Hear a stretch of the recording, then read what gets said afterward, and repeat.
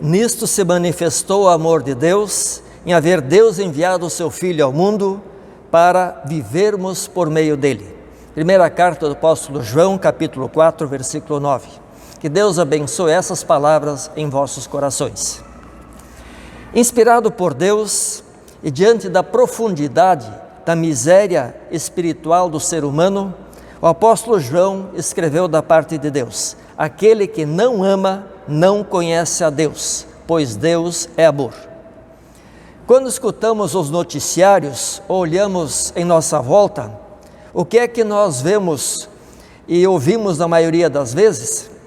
Será que percebemos o amor em ação?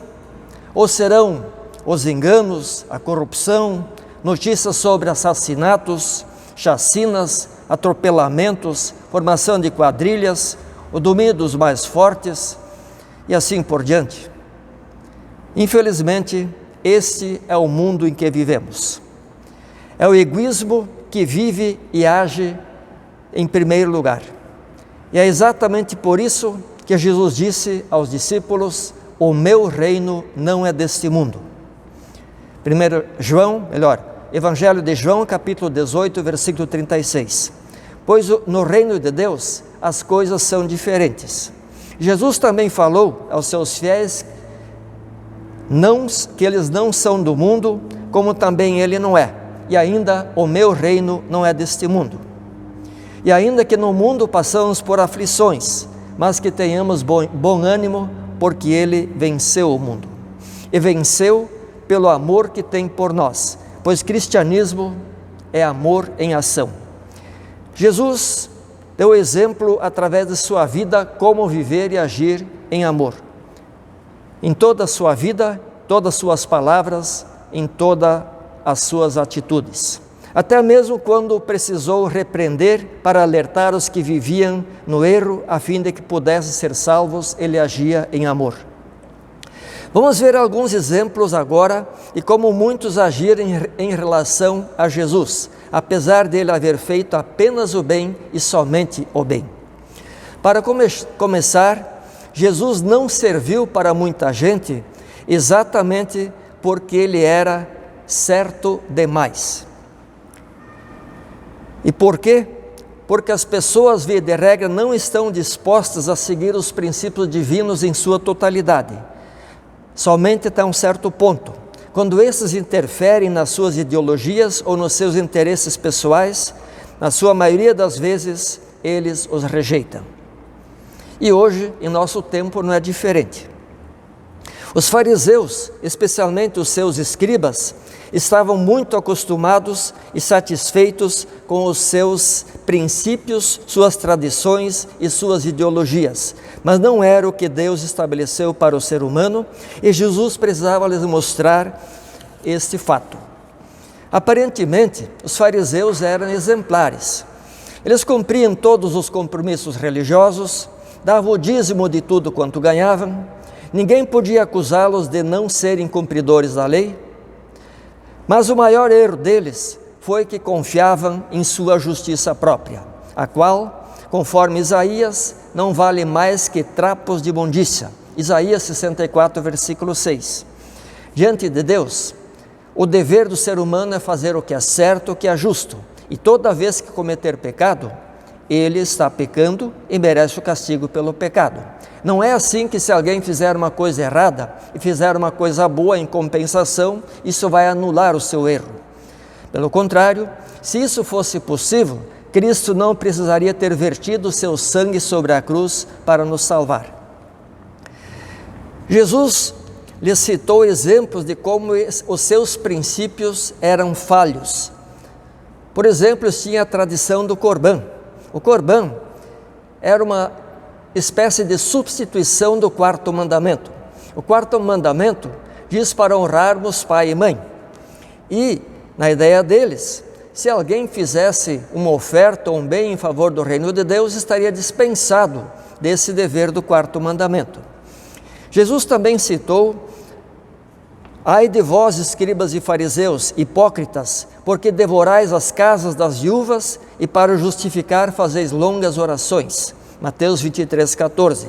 Também falou: ai de vós, escribas e fariseus hipócritas, porque dais o dízimo da hortelã, do endro e do cominho, e tendes negligenciado os preceitos mais importantes da lei, a justiça, a misericórdia e a fé.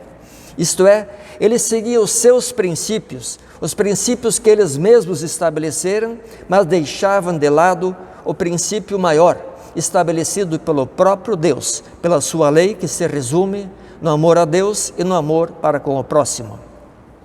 O apóstolo Paulo, na primeira epístola aos Coríntios, capítulo 13, escreve a respeito dizendo: agora, pois, permanecem a fé, a esperança e o amor, porém o maior destes é o amor. De modo que sempre o amor é o exemplo, a manifestação maior de quem é um verdadeiro filho de Deus. O amor é maior porque o amor de Deus é a causa de tudo. Afinal, sem o amor de Deus, não haveria nem fé e nem esperança. É pelo amor de Deus que Cristo veio ao mundo para nos salvar.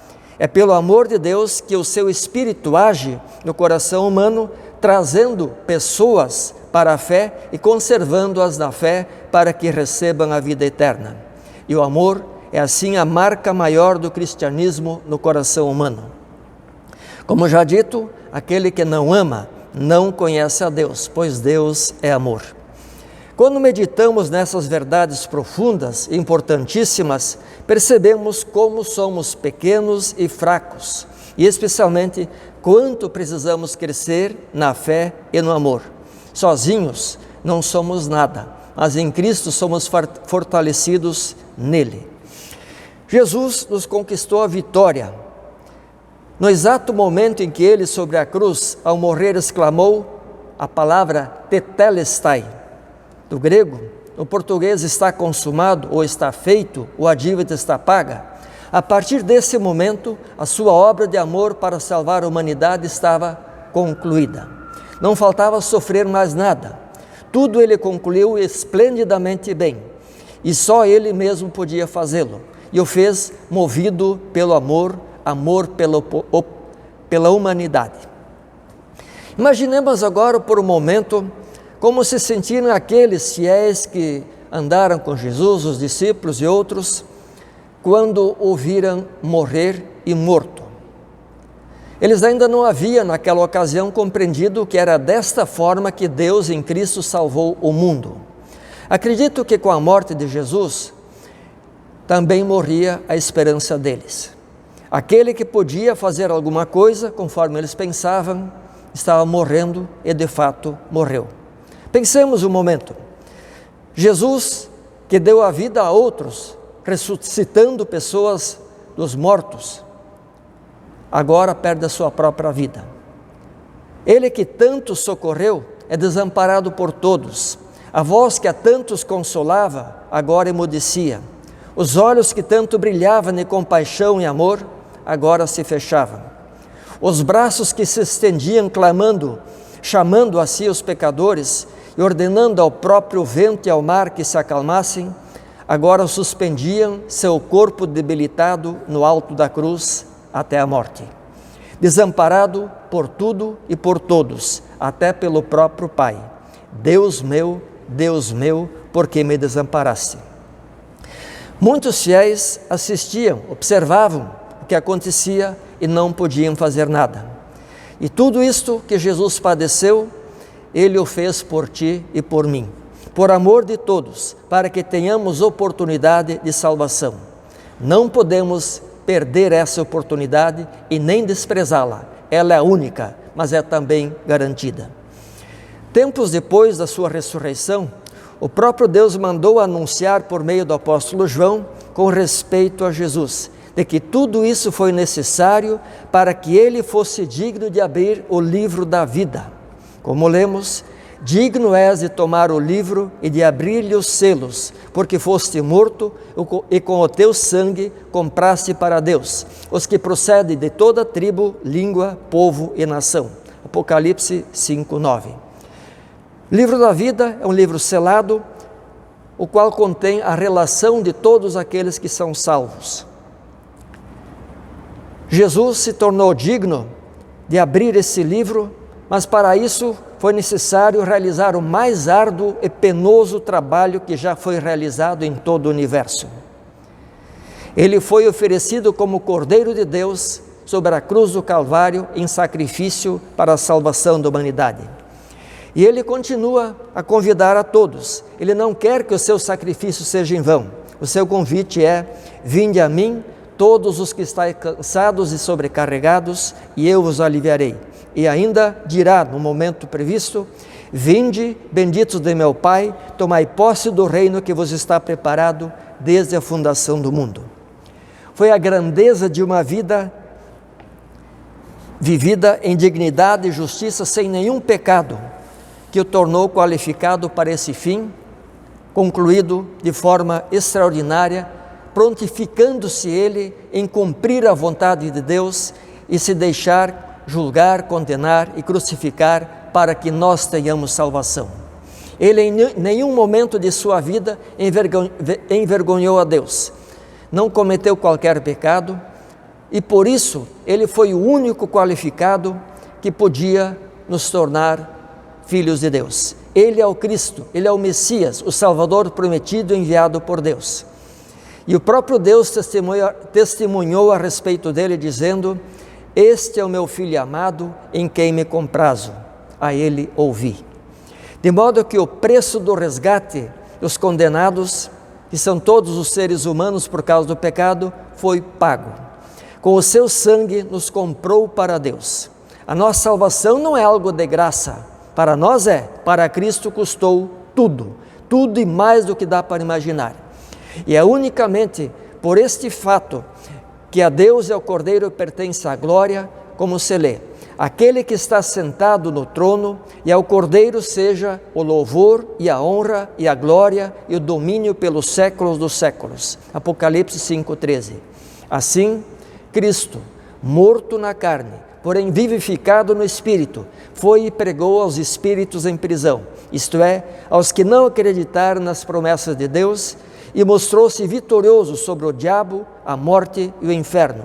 E mais que isso, também mostrou-se vitorioso aos que haviam confiado nele, quando voltou e se mostrou a eles depois de ressuscitado. Isso aconteceu pelo período de 40 dias. E mais que isso, voltando aos céus, foi recebido com toda a honra e glória pelos anjos de Deus. Também foi recebido pelo próprio Deus Pai, está sentado à direita de Deus Pai Todo-Poderoso, de onde há de vir a julgar os vivos e os mortos, como costumamos confessar em nossa fé. Tudo isso por ter realizado a grande obra da redenção, pela qual tu e eu, simples criaturas humanas, perdidas por causa dos nossos pecados, e todos os outros que creem, temos os nossos nomes inscritos no livro da vida. E teremos o nosso lugar junto dele e de todos os salvos quando chegar o momento oportuno, estabelecido por Deus para cada um ou para todos os fiéis. Só um detalhe é absolutamente indispensável. É necessário que continuemos conectados com Cristo. Como vimos no Evangelho, Jesus é a videira, nós somos os ramos. O que significa que um ramo não estiver mais conectado à videira, ele seca, morre, será queimado, enfim, se perde. Da mesma forma nós, se não permanecermos conectados com Cristo nosso Senhor, o único Salvador, também nos perderemos. Mas Ele quer a nossa salvação. Se não a quisesse, não teria deixado que o sacrificassem por nós. Foi em amor que Ele veio a nós, e em amor Ele estende o convite, chamando a Ele a todos os pecadores, para que possa receber alívio, perdão dos pecados e salvação. O que separa as pessoas de Deus é o pecado. E uma vez que Cristo nos livra do pecado, não estamos mais separados de Deus, estamos unidos com Ele.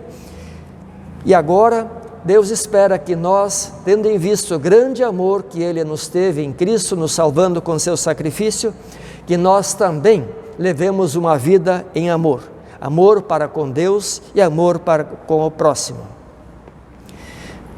Ainda que de uma forma imprecisa, frágil e imperfeita, esse é o alvo, o propósito de cada cristão em sua vida terrena: ser um servo de Deus, viver procurando seguir o exemplo do seu Senhor Jesus Cristo, que tanto nos amou. O Cordeiro, o bom Salvador, Jesus, inscreveu os nossos nomes no livro da vida e não quer apagá-los. Para que isso não aconteça, continuemos fiéis a Ele e procuremos cada vez mais ser dignos para que o seu reino da graça permaneça e se estenda e nós sejamos instrumentos da sua salvação entre todas as tribos, povos e nações. E quando chegar o momento, uma multidão incontável de milhões e milhões de salvos possa render ao Cordeiro honra, glória e louvor para sempre e participar da sua glória. E nós possamos ser contados entre eles. Que Deus o conceda a cada um de nós e nos dê muito amor para com Deus e para com o próximo. Em nome de Jesus. Amém.